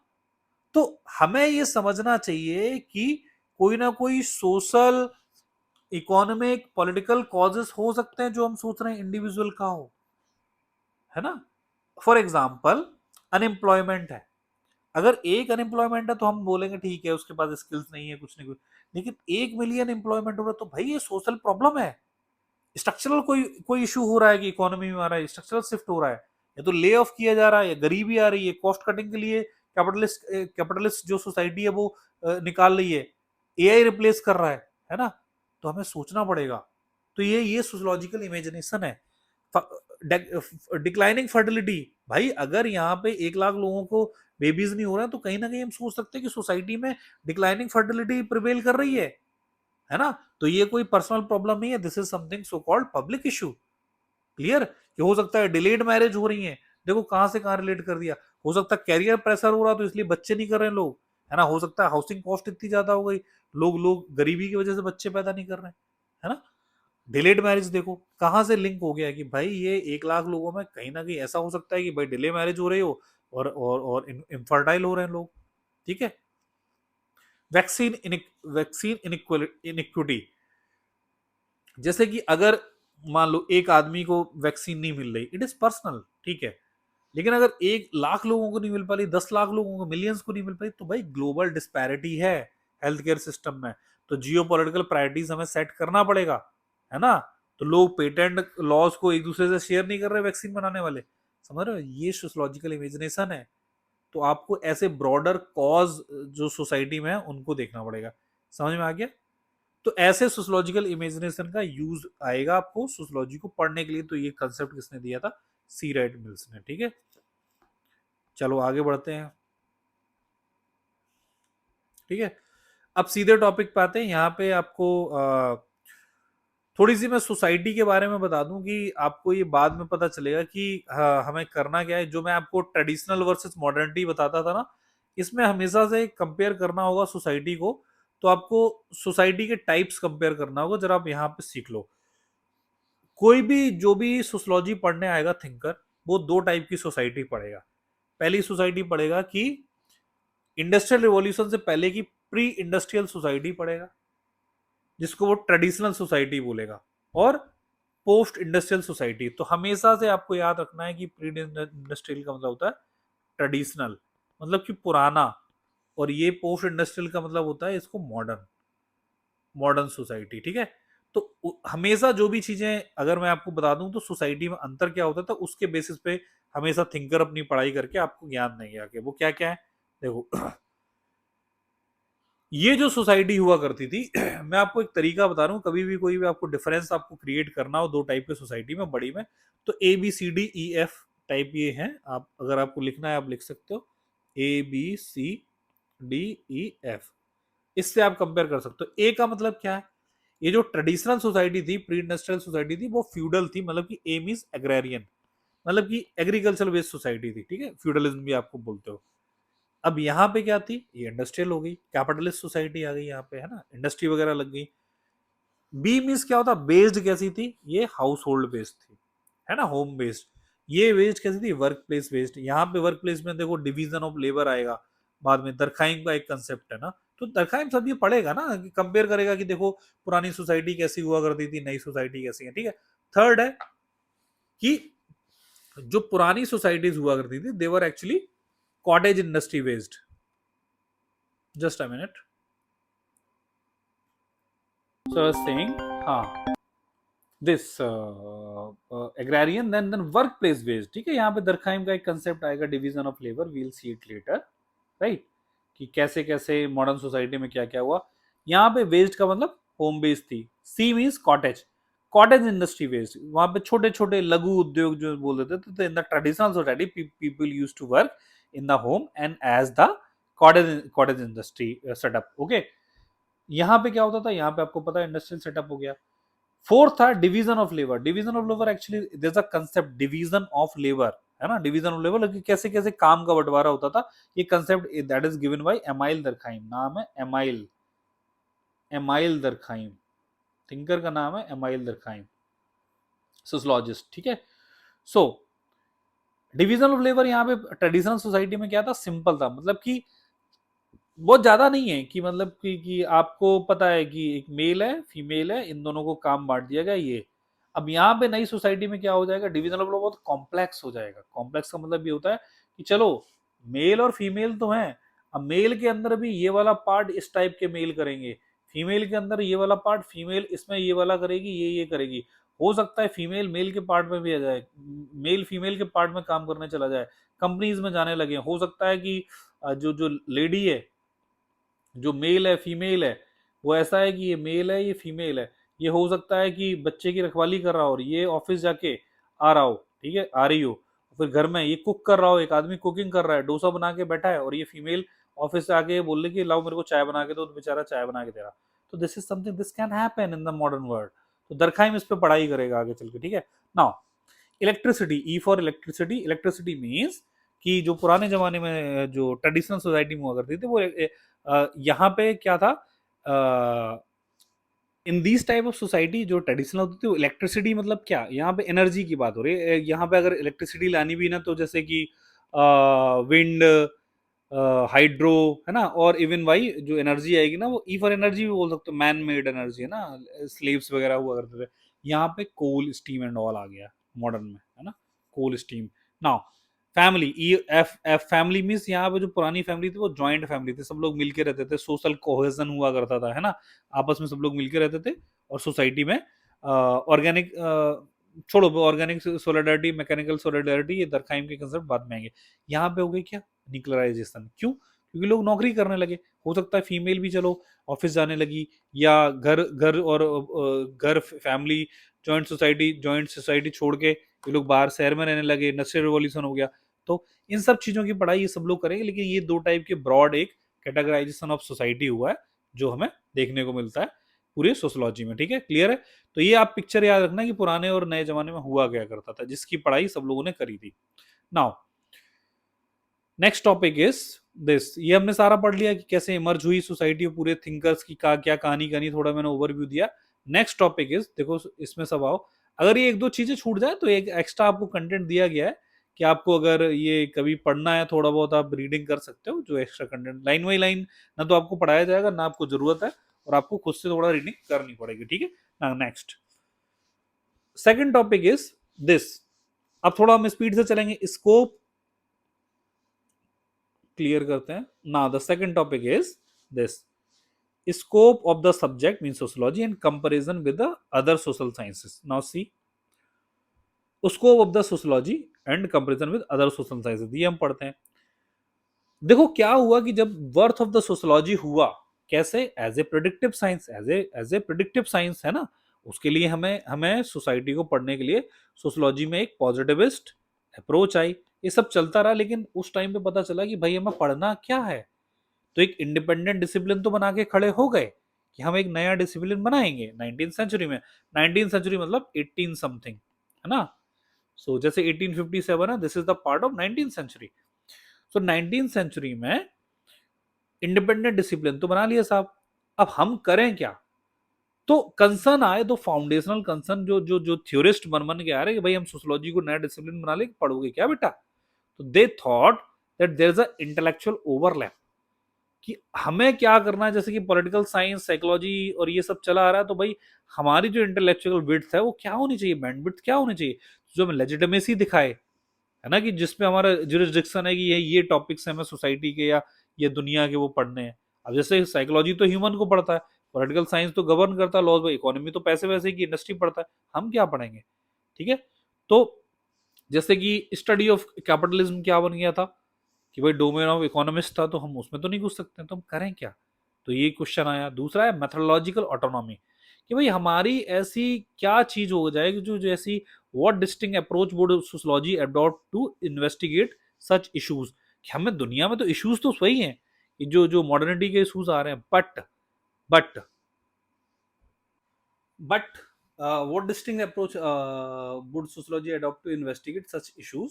ठीक है, हाँ, तो हमें अलग कैसे रखना पड़ेगा इन सब चीजों से। ठीक है, ऑटोनॉमी जिससे हमें मिल जाए कि भाई हमारी ये मेथोडोलॉजी है, सोशियोलॉजी ये मेथोडोलॉजी है, तो वो एक मेथोडोलॉजी जैसे की थी पॉजिटिविस्ट मेथोडोलॉजी। ठीक है, चलो, तो ये डिबेट जो चल रही थी जिससे कि सोशियोलॉजी की एक आइडेंटिटी को शेप किया गया साइंस ऑफ द सोसाइटी की तरह। ठीक है, अब हमें समझना पड़ेगा कि हम पढ़ने क्या वाले हैं topic scope of sociology. Scope of sociology के सीधे क्वेश्चंस आते हैं, वो आपको समझने पड़ेंगे। ये देखो, आप ये साफ साफ है, आपको कैसे क्वेश्चंस आते हैं आपको समझना पड़ेगा कि देखो क्या क्या स्कोप होता है, ये सब क्वेश्चंस आते हैं। ठीक है, क्लियर है, तो आपको देखना पड़ेगा जैसे कि स्कोप ऑफ सोशियोलॉजी का साफ है। ठीक है, कि अदर सोशल साइंसेज से कैसे डिफर करता है, क्लियर है। सो अब स्कोप जो देखो सोशियोलॉजी का होता है वो समझते हैं, हम अंडरस्टैंड करते हैं the range of subject and processes. Okay, sociology का स्कोप दायरा कितना है ना, कि जैसे आप जैसे सोशियोलॉजी का ऑप्शनल का स्कोप यूपीएससी में क्या है, मतलब मार्क्स कैसे आते हैं, तो उस हिसाब से स्कोप इसकी रेंज क्या है। तो ये it can study such as family, power, regional, इसका बहुत बहुत वाइड रेंज है। ठीक है, प्रोसेसेस को पढ़ सकता है, एक ये स्कोप है। एनालिटिकल डिस्टिंक्टिवनेस है, मतलब कि थोड़ा सा अलग चीज है कि a deep focus on social interactions, norms वगैरह को थोड़ा सा डिटेल में जाके पढ़ता है कि वाई वाले कंसेप्ट है, नॉर्मल सी चीज पढ़ो अभी, है ना। तीसरा क्या चीज है कि भाई इसका स्कोप यहाँ पे निकल के आता है कि मेथोडोलॉजिकल यूनिकनेस है, कि blending interpretive understanding with empirical inquiry and focusing on pattern, structure and meanings. मतलब कि इसकी जो मैथोडोलॉजिकल यूनिकनेस है वो इसलिए है कि इंपीरिकल इंक्वायरी करता है, मतलब कि कोई चीज हो रही है उसको नापता तोलता नहीं है, उसकी जड़ में जाता है, इंक्वायरी करता है ये क्यों हो रही है, इसके परिणाम क्या होंगे, what are the results of this, है ना। और धीरे धीरे धीरे धीरे करके वो फिर लॉज डेवलप करती है। ये ऐसा ही नहीं हो सकता है कि ये किसी ना किसी चीज को सेम टाइप का देख के एक पैटर्न बना दे कि ये तो हर जगह हो रहा है, तो पैटर्न क्रिएट कर सकता है स्ट्रक्चर्स में, है ना, और मीनिंग फिर बता सकता है। तो पैटर्न का मतलब क्या होता है मैं बताता हूँ, सोशल पैटर्न जो निकल के आता है। ठीक, तो ये सब स्कोप की जब बातें चल रही थी कि ये ऐसी ऐसी चीजें हैं, तो इसके बारे में अल्टीमेटली जो स्कूल्स निकल के आए, जो बड़े बड़े उस टाइम के थिंकर थे, तो देन दे डेवलप्ड कि भाई दो टाइप के किस्से आ गए। जैसे वो मॉडरेट एक्सट्रीमिस्ट हुआ करते थे, तो हर जगह जैसे यहाँ पे स्कूल्स भी बन के आ जाता है, एक सिंथेटिक स्कूल आया। सिंथेटिक स्कूल ने ये बोला कि देखो, इन्होंने सोशियोलॉजी को बोला कि इंटीग्रेटिव डिसिप्लिन है सोशियोलॉजी। अब यहाँ पे क्या थे थिंकर्स, जैसे कि ऑगस्ट कॉम्टे, स्टार्टिंग है एमाइल दरखाइम और मॉरिस गिन्सबर्ग। इन लोगों ने क्या बोला कि सोशियोलॉजी ऐसा है कि वो सोसाइटी की सारी टाइप की पढ़ाई कर सकता है, जो सोशल लाइफ है उसमें सारे एस्पेक्ट में जा सकता है। तो ये सिंथेसाइज कर रहा है, सिंथेसाइज का मतलब समझते हो ना, सारी चीज को एक में मिला देना। The findings it's it synthesise the findings of other social sciences. जैसे कि अगर सोशियोलॉजी है तो सोशियोलॉजी क्या पढ़ेगा कि जो पॉलिटिकल साइंस, इकोनॉमिस्ट, ये सब जैसे इकोनॉमी का कैपिटलिज्म है ना, तो ये इकोनॉमिक है, लेकिन ये क्यों हो रहा है कैपिटलिज्म। पॉलिटिकल साइंस में अगर रिलीजन, सेकुलरिज्म है, अरे ये तो पॉलिटिकल साइंस की चीज है, पीएसआईआर की चीज है, लेकिन सोशियोलॉजी क्या करेगा, ये क्यों ऐसा है, सब कुछ। तो सिंथेसिस है सोशियोलॉजी सब चीज का, इन लोगों ने ऐसे बोला, तो हम सबकी पढ़ाई कर सकते हैं, इन्होंने बोला। ठीक है, कॉम्टे ने बोला इसीलिए सोशियोलॉजी क्या है, क्वीन ऑफ ऑल साइंसेस है, सब कुछ कर सकता है। ठीक है, तो ये कोट है कॉम्टे साहब का, the science of society must unify all knowledge about human life. ठीक है, समझ में आ गया, अगस्ट कॉम्टे ने बोला। दरखाइम ने यहीं पे आर्ग्यू किया है कि कि अगर हमें सोशियोलॉजी को पढ़ना है तो सोशल फैक्ट को पढ़ो। सोशल फैक्ट क्या है, कंसेप्ट है। ठीक है, कि कोई इंडिविजुअल लेवल पे नहीं है वो, सोशल फैक्ट सोसाइटी का एक फैक्ट है। वो क्या हो सकता है, जैसे कुछ भी हो सकता है, वो बाद में चल के हम देखेंगे कि सब्जेक्ट मैटर क्या होना चाहिए, सोशल फैक्ट। ठीक है, कि सोशल फैक्ट जैसे कि सुसाइड है, ऐसे कुछ भी हो सकता है, सुसाइड से रिलेटेड कुछ भी हो सकता है ना। तो सुसाइड एक सोशल फैक्ट है, क्यों हो रहा है, कौन से पीपल कर रहे हैं, किस किस उम्र के लोग कर रहे हैं, ऐसा क्यों है, ऐसा क्यों नहीं है, कहाँ पे ज्यादा है कहाँ पे कम है, तो उसको इन्वेस्टिगेट करो। और जो ये सब चीजें जो करा रहे हैं वो सोशल फोर्सेस क्या है उसको पढ़ो। और ये जो भी सोशल फोर्सेस जो भी इंस्टीट्यूशंस है जैसे कि रिलीजन, लॉ, इकोनॉमी, इनके पीछे से एक्चुअली वो सोशल फोर्सेस क्या है जिससे कि ये सोशल फैक्ट निकल के आ रहे हैं, है ना। इससे सोशल फैक्ट से निकल के क्या आएगा, लॉ से निकल के सोशल फैक्ट एक आएगा क्राइम। सर ये क्या सोशल फैक्ट आप इतनी बार क्यों बोल रहे हो, क्योंकि ये टॉपिक है, आगे चल के हम पढ़ेंगे, ठीक है। तो दरखाइम ने बोला ये सारी चीजें पढ़ो। उसने बोला कि कैसे पढ़ना, तो उसने 3 डिवाइड कर दिए, ठीक है। ये 3 डिवीजन है, आप फोटो को देख सकते हो यहाँ पे, है ना। कि दरखाइम ने ये बोला है कि अगर आपको पढ़ना है सोशलॉजी सोसाइटी को तो 3 टाइप से पढ़ो। वो क्या है, एक तो सोशल मॉर्फोलॉजी, है ना। ये सब हम क्यों पढ़ रहे हैं बेटा, हम इसलिए पढ़ रहे हैं कि because we want to understand कि अगर एग्जाम में क्वेश्चन आया कि स्कोप ऑफ द सोशलॉजी क्या है एज ए न्यू डिसिप्लिन, ये उस टाइम पे, तो वो इसीलिए हम पढ़ रहे हैं कि इन लोगों ने स्कोप बताया कि सोशलॉजी का स्कोप ये होना चाहिए कि सोसाइटी को 3 टाइप में पढ़ो। सोशल मॉर्फोलॉजी, है ना, अगस्त कॉम्पटे ने कुछ और बताया था, ये वही टीएमएस वाले लॉ जिन्होंने कॉम्पटे था। तो सोशल मॉर्फोलॉजी में सोसाइटी में आपको क्या पढ़ना पड़ेगा कि पॉपुलेशन का साइज क्या, मॉर्फोलॉजी समझते हो ना, है ना। डाइमॉर्फिज्म जैसे कि हम स्ट्रक्चर पढ़ते थे ना कि ज्योग्राफी में। सो पॉपुलेशन साइज पढ़ो, डेंसिटी, स्पैटियल डिस्ट्रीब्यूशन, कहाँ पे कितने लोग रहते हैं, ये सब पढ़ो, urbanisation, crowd behaviour. Social physiology में आपको क्या पढ़ना है, इंस्टीट्यूशंस की पढ़ाई करना है, फिजियोलॉजी की, सोसाइटी के अंग क्या है, फिजियोलॉजी आप समझते हो ना, अंग, है ना, इंस्टीट्यूशंस, रिलीजन, लॉ, इकोनॉमी। और थर्ड उन्होंने बोला कि जनरल सोशोलॉजी पढ़ो। जनरल सोशोलॉजी में सब आएगा, सोशल बिहेवियर क्या है, सॉलिडरिटी क्या है, डिवीजन ऑफ लेबर, मैंने आपको बताया डिवीजन ऑफ लेबर इनका कंसेप्ट है। एक हर हर थिंकर के कुछ ऐसी चीजें होंगी, मैं आपको एक सोशोलॉजी की ट्रिक बताता हूँ आंसर कैसे लिखते हैं।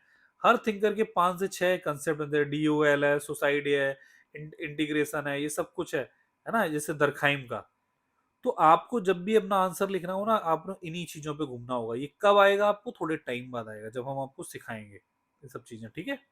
सो नाउ तो दरखाइम ने ये स्कोप ऐसे बताया। अब मॉरिस गिन्सबर्ग थे, उन्होंने क्या बोला, उन्होंने भी ऐसी बात बोली, सोशल मॉर्फोलॉजी तो पढ़ो, लेकिन फिर उन्होंने और चीजें बोली कि सोशल कंट्रोल पढ़ो, जैसे कि study of laws, customs, norms, है ना, कि सोसाइटी कंट्रोल कैसे होती है, सोशल प्रोसेसेस देखो कि आपस में लोगों में कोऑपरेशन कब होता है, मान लो दिवाली आ गई, कोऑपरेशन है। कन्फ्लिक्ट कब होता है, जब किसी में मान लो पैसे ऊंच नीच की भावना है, या मान लो एक लैंड पे बंटवारा चल रहा है ना, या कुछ भी हो गया कन्फ्लिक्ट। कंपटीशन कब होता है, मान लो कोई कोई लिमिटेड रिसोर्सेस हैं और लोग ज्यादा है, डिमांड ज्यादा है, कंपटीशन होगा, है ना।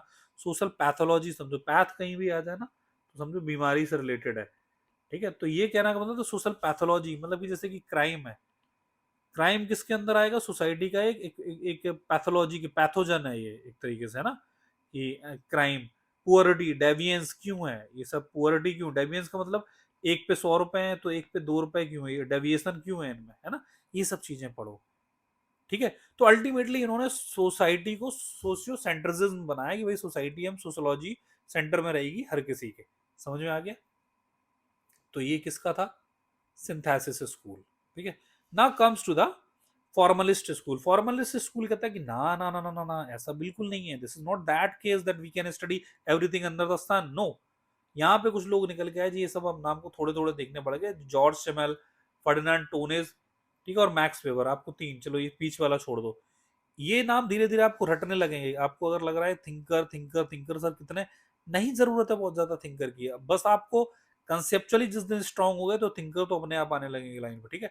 तो they rejected the formalist school idea, जो जो जो फॉर्मर स्कूल जो मतलब कि सिंथेसिस स्कूल। तो फॉर्मलिस्ट स्कूल ने बोला देखो फॉर्मल रहो, ज्यादा इनफॉर्मल ना बनोगे, आप कुछ भी पढ़ोगे सोशोलॉजी में, ऐसा नहीं करते हैं, है ना। सो दे सैड दैट, इन्होंने आइडिया जो एवरीथिंग अंडर द सन उसको किनारे किया। They said that we should focus on the human interactions, इस सोसाइटी में जो मेन मेन जो पार्ट है ना वो ह्यूमन सेंट्रिसिज्म पे फोकस करो, मीन जो ह्यूमंस जो वो है, ह्यूमन पे फोकस करो कि वो ह्यूमन क्या करता है, उसके इंटरेक्शंस पे ध्यान दो, रिगार्डलेस कि उसका कंटेंट क्या है, ठीक है, उसका इंस्टीट्यूशनल बैकग्राउंड क्या है, नहीं। आप रिलीजन है कि उसका हिंदू मुस्लिम क्या है, अरे छोड़ो, गरीब है अमीर है छोड़ो, वो बिहेव कैसे कर रहा है जरा उस पर देखो, इंटरेक्टिव अप्रोच रखो। जैसे कि जॉर्ज सिमेल ने बोला कि सोशोलॉजी को क्या पढ़ना चाहिए, फॉर्म्स ऑफ इंटरेक्शन, ये जो कीवर्ड्स हैं आप हल्के में ना समझो जो हमने इटैलिक करवाए हैं। तो उन्होंने बोला कि फॉर्म्स ऑफ इंटरेक्शंस को पढ़ो, सच एज सबऑर्डिनेशन, एक्सचेंज और सीक्रेसी। सबऑर्डिनेशन, कब कोई नीचे काम कर सकता है ना, तो कब गरीब अमीर के नीचे काम करता है, तो ये सारी चीजें। फॉर एग्जाम्पल कि हर चीज को एक हायरार्किकल कंट्रोल से देखा जा सकता है कि इंटरेक्शंस क्या है, हायरार्की क्या है, सबऑर्डिनेट है, जूनियर है, क्या है। जैसे कि स्कूल है और एक प्रिजन है, अगर देखा जाए तो बहुत अलग है, लेकिन अगर सोशोलॉजिकल लेंस से देखोगे, सोशोलॉजिकल इमेजिनेशन जो CW मिल्स ने बोला है उनके हिसाब से देखोगे, तो यहाँ पे एक कंसेप्ट चल रहा है सर्विलांस मैकेनिज्म का। सर्विलांस से ही तो चल रहा है, स्कूल में CCTV लगे हैं, प्रिंसिपल आ जाएगा स्कूल, ऐसे ही प्रिजन में भी देखो, है ना। प्रिजन में भी यही बोला जा रहा है कि भाई ऊपर से नीचे देखा जाएगा ना, तो अगर डिसिप्लिन में रहना तो कोई ना कोई तो सर्विलांस कर रहा है। आइवरी टाइवर आप समझते हो ना, जैसे ऊपर ऐसे बड़ा सा लगा रहता है, उससे ये सब नीचे देखा जा रहा है कि कौन निकल रहा है, कौन कौन प्रिजन से बाहर जा रहा है, सब ठीक है। तो ये चीजें क्या है कि भाई हमें forms of interaction, subordination, exchange, ये सब देखना पड़ेगा, कौन ऊपर है, कौन कौन सर्विलांस लगा रहा है, ठीक। ये जॉर्ज सिमेल ने बोला है। आप इतने डिटेल में आप एग्जाम में नहीं लिख पाओगे, बस आपको ये फॉर्म्स ऑफ इंटरेक्शन बस इतना ही लिखना पड़ेगा, आगे बढ़ जाओ। इतने जगह नहीं, इतने में तो पूरा आपका आंसर लिख जाएगा, इतने वर्ड्स हैं ये। ऐसी फर्डिनांड टोनीज होता है, टोनीज जब भी याद रखे ना, तो टोनीज से याद रखो, जी, है ना।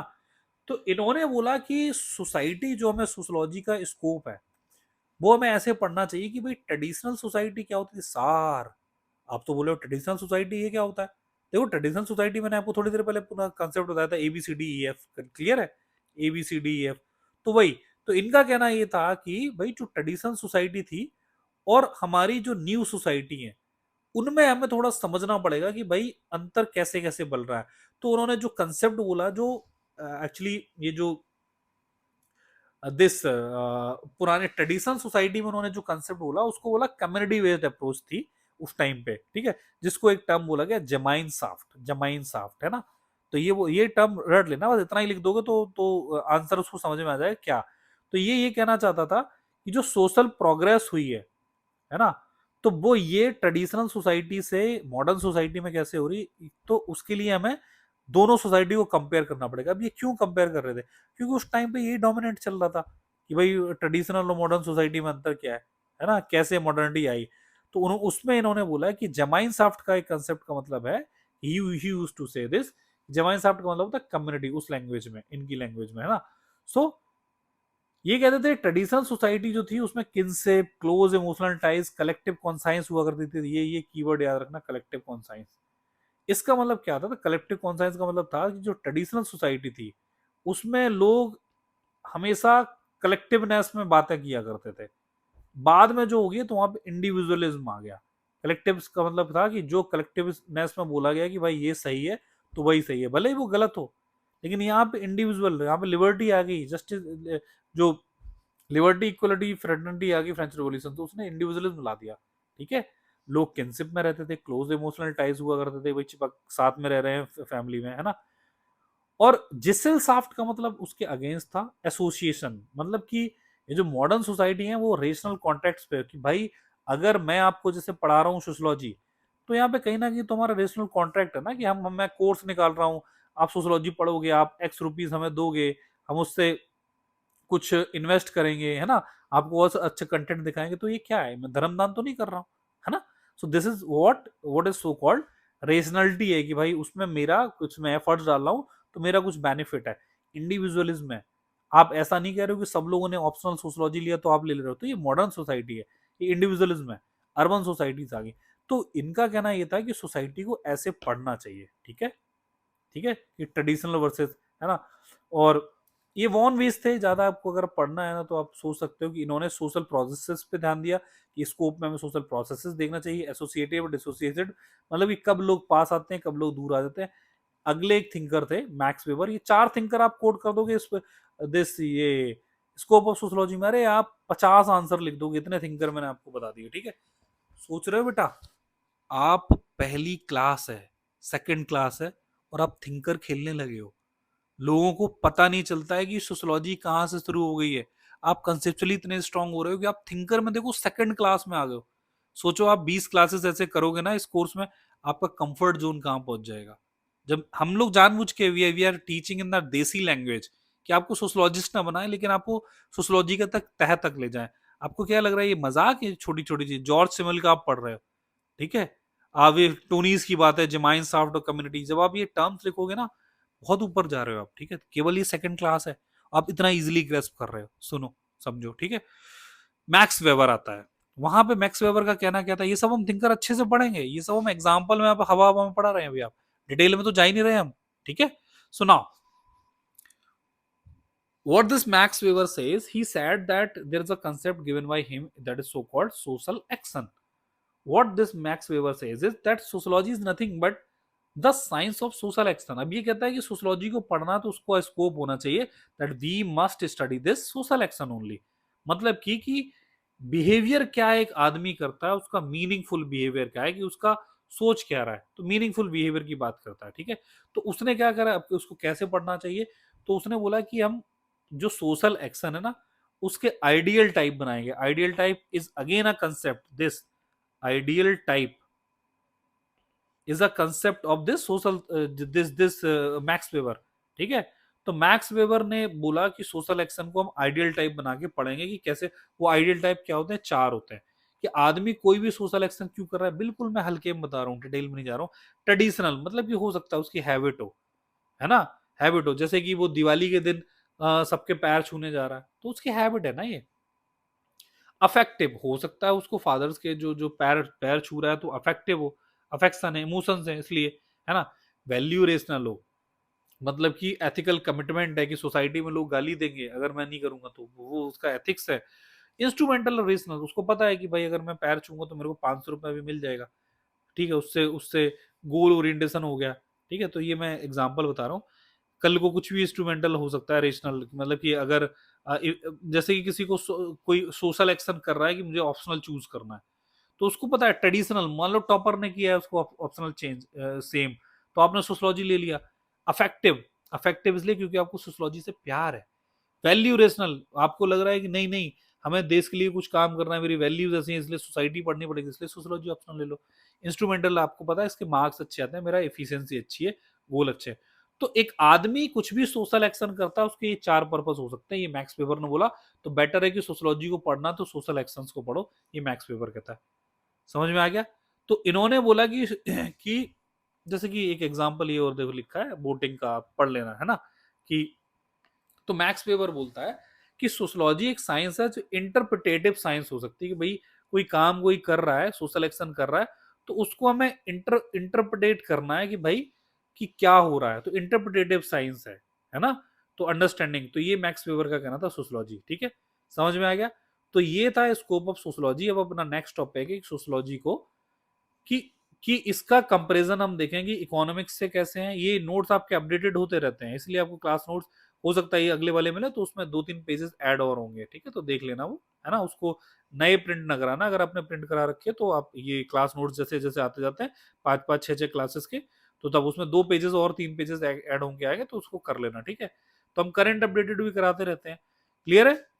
सो अब हम उसको पढ़ेंगे कि अदर कंटेम्प्रेरी साइंस जो होते थे, सोशल साइंसेस जैसे पॉलिटी, एंथ्रोपोलॉजी, वो करेंगे। ये नोट्स बहुत बेहतरीन है, बहुत ज्यादा बेहतरीन है, ठीक है।